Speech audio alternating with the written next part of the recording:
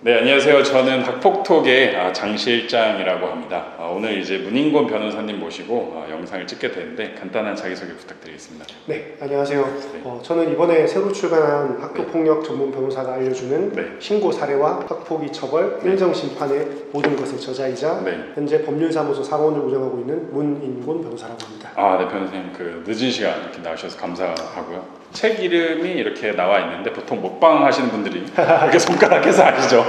굉장히 긴데 이 책에 대한 얘기는 쭉 할 건데 이제 오늘 바쁘신 일정 가운데서도 책을 좀 출판하셨어요. 혹시 좀 어떤 이유가 있으신지? 학폭 관련 사건은 아무래도 가장 걱정을 많이 하는 것은 학생 본인보다 바로 학부모이신 것 같습니다. 맞습니다. 부모님들인데 부모님들의 경우에는 보통 생업을 이제 하고 계시는 경우가 많기 때문에 자녀가 갑자기 이제 학폭을 당했다고 한다고 하면 당황하시기 마련입니다. 시중에 이런 것들을 보고 좀 참고할 만한 책이나 자료가 너무 부족하다는 것을 많이 없죠.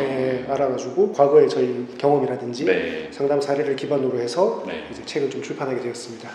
저도 이제 책 관련해서 여러 가지 쭉 보다 보니까 한 3권 정도가 주로 볼만한 책이 나와 있더라고요. 그때 아마 변호사님께서도 추천해 주신 책 중에 하나가 있었는데 사례 위주로 돼 있거나 뭐 고학년 위주로 돼 있고 굉장히 좀 분야가 나눠져 있어서 저학년 분들을 위한 책이 없다. 그리고 처음 겪는 분들의 책이 없다. 이런 생각이 들어서 이런 책도 또 기획하게 됐습니다. 이번 책 쓰시면서 여러 가지 다양한 그 법령도 넣어주셨고 그 다음에 사례도 넣어주셨고 뭐 민형사도 직접 하실 수 있게 눈높이를 낮춰주셨는데 이 책은 좀 누가 보면 좋을까요? 제 생각에는 학폭을 처음 당해서 이제 좀 당황스러워하시는 학부모님들께서 보시면 참 좋을 것이라고 생각을 합니다. 특히나 이제 변호사를 무작정 찾아가서 이제 감정에 호소를 하는 것보다는 제가 책에 써드린 이제 다양한 사례들을 좀 보시고 이와 관련된 내용들을 정리를 좀 하셔서 변호사 상담을 받거나 학폭위 심의위원회를 이제 참석하신다면 조금 더 좋은 원하시는 결과를 얻지 않을까라는 생각이 듭니다. 맞습니다. 그래서 사실 학폭을 처음 당했을 때 학부모님들 굉장히 당황해하시잖아요. 많이 당황하시죠. 아무래도 내일이어도 당황스러운데 내가 정말 생각지 못한 내 아이가 당했을 때 그때 보통 좀 어떤 액션을 많이 하시나요? 제가 실제로 오늘 이 자리에 오면서도 학폭 사실 상담건이 하나 왔었습니다.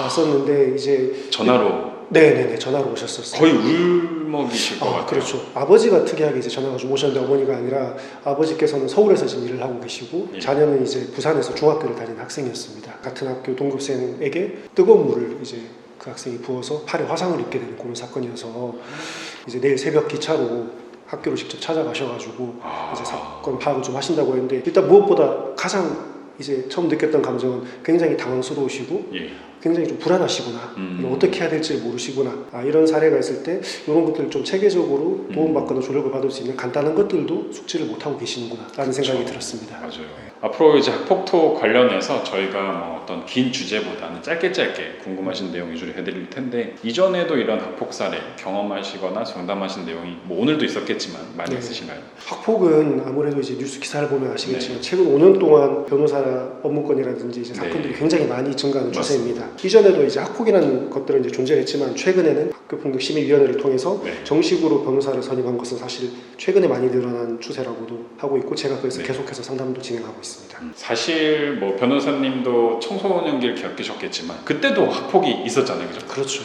사실 근데 최근에 이게 자꾸 이제 대두화되고 막 언론화되고 표면화되는 거는 아무래도 그 인구수가 줄어들면서 부모님들이 관심사가 늘었을까요? 아니면 SNS가 발달돼서? 옛날하고 지금하고 다른 점은 가장 많이 느끼시겠지만 SNS가 발달되고 그를 통해서 이제 정보가 되고 쌍방향으로 소통도 되고 공유도 되고 하는 부분들이 이제 학폭이 조금 더 이제 사회적으로 대두화됐고 훨씬 더 이제 범죄의 어떤 그런 정보들도 많이 접할 수 있는 기회가 되지 않았나라고 생각도 하고 있습니다. 저는 또 요즘 드는 생각이 연예인들이 많이 있잖아요. 그렇죠. 그러니까 잘 되면 이제 과거에 당하셨던 분들이 터지는 거죠. 그쵸. 그 울분이 터지는 거죠. 예전에는 그걸 표현할 수 있는 창구가 없었는데 요즘에 그런 게 너무 많아졌고 과거에 잘못했던 분들은 앞으로도 그 벌을 언젠간 받을 건데 잘 됐을 때 이런 게 참 많이 공론화되다 보니까 더 학폭을 어렸을 때부터 조심해야 된다 이런 게 만연해지는 거 아닌가 네, 거예요. 맞습니다. 저는 사실 근데 이런 게 과도기라고 약간 보거든요. 사실 선진국 가보지도 않았고 그런 학폭에 대한 내용을 잘 모르겠지만 지금 한국보다는 좀 더 선진화된 방법으로 학폭을 처리하고 있을 것 같아요. 이제 네. 한국도 과거에는 아예 무시하다가 이제 공론화를 하는데 시스템이 정비가 안 된 거죠. 맞습니다. 이제 근데 시스템이 언젠간 정비가 될 건데 이게 약간 인권 문제처럼 누군가는 희생을 하거나 그 과도기에 있어야 되는데 마침 그게 저희 세대다. 2024년에 맞습니다. 저희다라는 생각이 드는데 어떠신가요? 맞습니다. 예. 말씀하신 것들을 제가 또 몸소 느끼고 있는 게 예. 이제 이 학폭의 중요성이 대두되고 사회적으로 문제가 되다 보니 네. 최근에 이제 뭐 학폭위 조사관이라는 제도가 들어와서 예. 경찰을 퇴직하신 분들이라든지 아. 그런 분들께서 이제 조사관으로 와서 조사 절차를 조금 더 전문적이고 객관할 수 있는 장치를 또 마련해 놓고 있고 네. 그런 것들이 보면 말씀하신 대로 제도적이나 체계적으로 이런 네. 것들이 이제 뒷받침되고 있는 실정이라고 볼 수 있을 것 같습니다. 혹시 변호사님께 생각하시는 앞으로 발전될 학폭이 좀 더 보완될 정책 하나만 좀 말씀해 주시면 좋을까요? 일단 학폭에 관련된 어떤 그런 담임 선생님이라든지 교장 선생님 그리고 예. 실제 그 학폭위를 운영하는 위원분들이 전문성이라든지 능력의 평준화가 됐으면 좋겠다는 생각을 많이 했습니다. 네. 실제로 학폭 사례들을 보면 담임선생님이 누구였는지 그리고 어떤 위원들을 만나서 어떤 성향의 위원회가 열리는지에 따라서 비슷한 사건이라도 결과가 좀 천차만별인 경험을 좀 했던 것 같습니다. 네. 그래서 실제 이런 것들에 대해서 이제 정부도 문제 인식을 하고 있고 네. 따라서 굉장히 많이 토론회라든지 간담회 그리고 아. 교육 절차들을 지금 진행하고 있는 것으로 알고 있습니다. 따라서 평준화가 되고 상향 평준화가 물론 이루어진다고 하면 아무래도 학폭 처리 시스템이라든지 피해 학생들의 어떤 네. 피해를 구제하는 데 조금 더 도움이 될 수 있을 거라고 생각을 합니다. 앞으로 이런 어떤 상담을 할 수 있는 창구 그분들의 어떤 능력치가 상향 평준화돼야 된다. 네. 마지막으로 오늘 이 영상 보시고 댓글 달아주신 분께 저희가 이제 새로 나온 신간 학교폭력 관련된 책을 문인권 변호사님 책을 나눠드릴 텐데 혹시 어떤 이벤트가 있을까요? 이제 이 영상을 보시고 네. 이 학폭책을 받고자 하시는 분들은 하기란에 네. 이제 간단한 정보를 입력해 주시면 네. 제가 책을 나눠드리고 있습니다. 이제 학폭을 누구나 대응할 수 있는 네. 쉽고 간단한 책이라고 할 수 있으니 네. 많이 참여해 주셨으면 좋겠습니다. 마지막으로 저희 오늘 첫 번째 유튜브 찍어봤는데 좀 간단한 소감 어떠신가요? 네. 앞으로 학폭 네. 관련해서 좀 유용하고 네. 또 학폭을 당했을 때 부모님들께서 당황하지 않고 처리할 수 있도록 도움이 되는 영상 많이 찍었으면 좋겠고 네. 도움이 될 수 있는 영상 많이 준비할 테니까 예. 앞으로도 많은 관심 부탁드리겠습니다. 좋아요와 구독이 또 필수입니다. 네, 부탁드리겠습니다. 네, 감사합니다. 네.